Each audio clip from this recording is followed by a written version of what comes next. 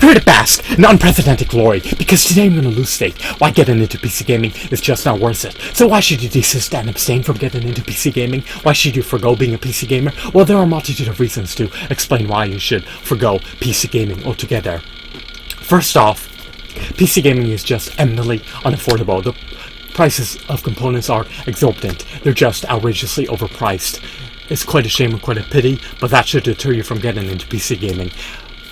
Building a stellar custom-made computer that can handle games at 60 to 120 frames per second at a native 4K resolution may cost you anywhere from $4,000 to $10,000, and the computer will become more antiquated over time. So as games require more processing power, it may not be able to handle video games in high settings as it further ages. Furthermore, swapping out these components that are hundreds or thousands of dollars is just a hassle and a nightmare.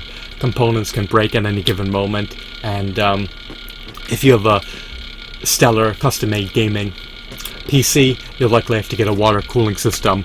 If the water cooling system leaks, then it could decimate your entire computer, and your computer can become ravaged within seconds. So the utility that you gain from a gaming PC is minimal in the long haul. It may be worthwhile to you if you plan on utilizing it excessively in the short haul. So if you're not going to dedicate an inordinate amount of time towards PC gaming, then don't buy an expensive, overpriced, custom-made PC. So the configuration is just unaffordable, to say the least. The second reason that should deter you and that should dissuade you from considering getting a custom-made gaming PC, or from getting into PC gaming, is that video games for the PC are digital. They're distributed via digital distribution platforms such as Steam. Now, these games have DRM policies. These digital distribution platforms have DRM policies. So in other words, if these services shut down, if Steam shuts down their servers, if these digital distribution platforms become defunct and are no longer operating, then you lose access to your video game library. So it's quite a shame and quite a pity.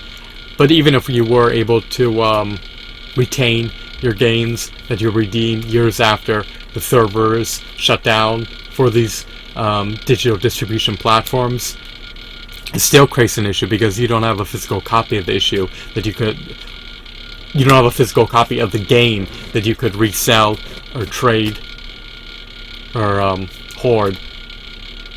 So these virtual games have no resale value, to say the least, since unlike physical games, they can't be traded once redeemed.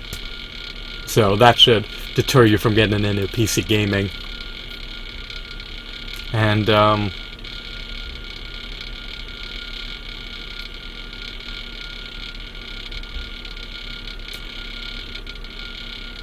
the third and final reason is that this is an impromptu video.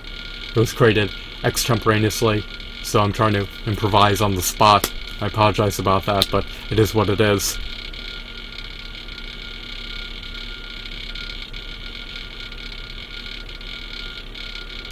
Oh yeah, now I remember.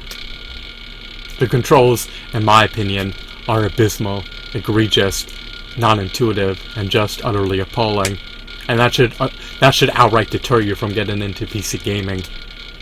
Now, most people are content with the mouse and keyboard, but I just feel as though it's overwhelming, it's confusing. I feel confounded when I'm getting into these PC games because there's just so many different controls.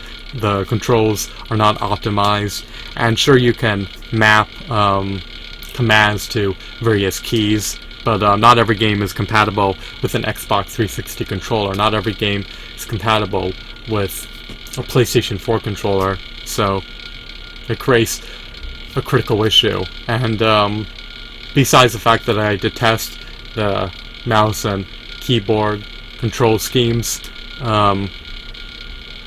other people who play the game will be at a major advantage relative to you if they have a faster internet connection, and if they have a superior computer that could process the game at a higher frame rate, and that can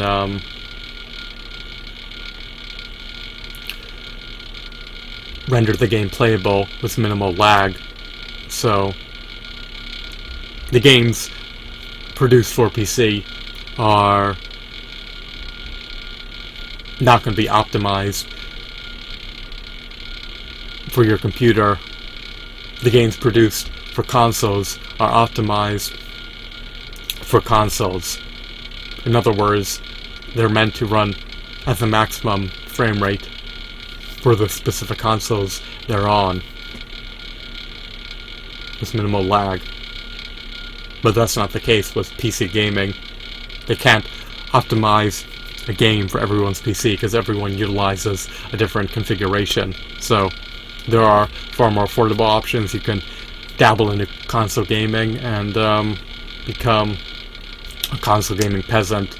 It's cheaper, it's more affordable, it's more convenient, it's easier. You don't have to deal with swapping out the components. And if your console becomes defective, if it malfunctions, replacing the whole console would be significantly cheaper than replacing your computer's processor or graphics card or motherboard, depending upon how much money you spent on it. So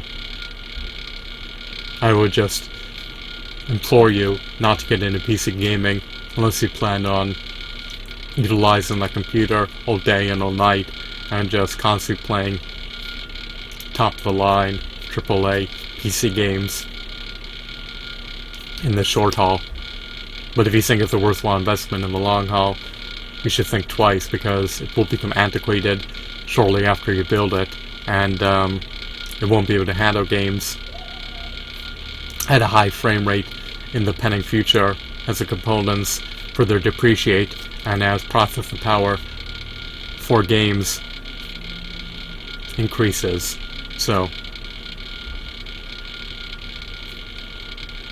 or I should say, it won't be able to handle upcoming games in the pending future as processing power requirements are set to unprecedented levels.